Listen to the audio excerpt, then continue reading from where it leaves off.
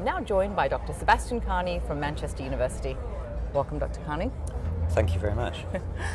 You are here representing Metrex. Tell me about that.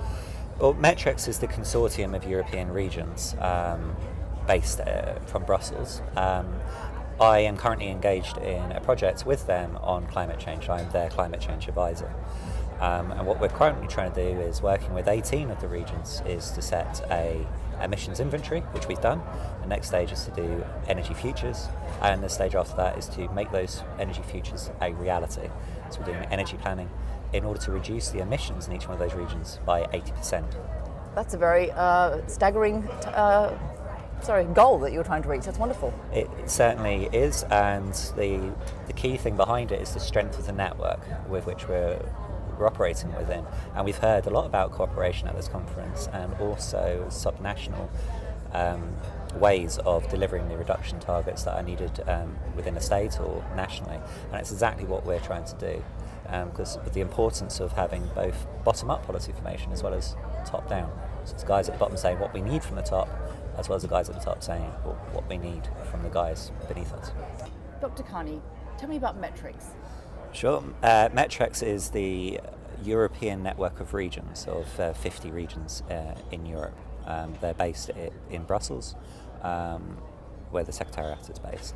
I am their climate change advisor, and I'm here today to talk about a project that we have with 18 of those European city regions, which includes 9 capital cities, to talk about the project. And so I've been arranged a breakout session with colleagues here from Sacramento who we're also working with, and Metrex is linking up with NARC, the North America Regional Councils Association, and I'm here to talk about that project mostly, as I did on a panel yesterday.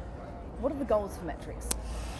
The goals of Metrex are varied. The goals of the EU CO2 project, which Metrex has helped coordinate with Hamburg, which is the Green Capital of the Environment in 2011 for Europe, is to have 18 regions who have set an emissions baseline, an energy baseline in each one of their regions, for which a report's been done. Interesting for that, we've got the people in those regions to form that emissions baseline and energy strategy themselves. So rather than paying consultants or someone else from outside to do it, we managed to build up the skills in-house for doing that. So we have that baseline set now. And in accordance with the European goals of an 80% reduction, we're now breaking down that reduction to the regional level. So for some regions that's going to be higher than 80%, just because of the very nature of their activities. And for other regions it might be slightly lower.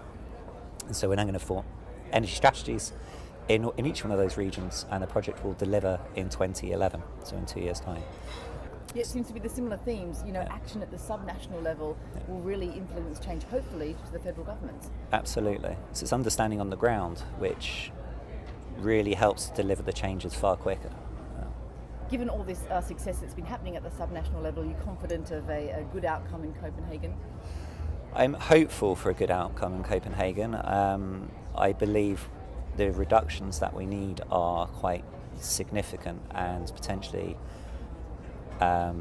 we need to be more forceful in the kinds of reductions and the timeframes in which they need to be achieved within, in order to reach the parts per million in the atmosphere and to reach stabilisation. I feel perhaps we need to be aiming as low as possible in terms of our atmospheric targets. Wonderful. Dr. Carney, thank you very much for your time and for your great work. Thank you very much.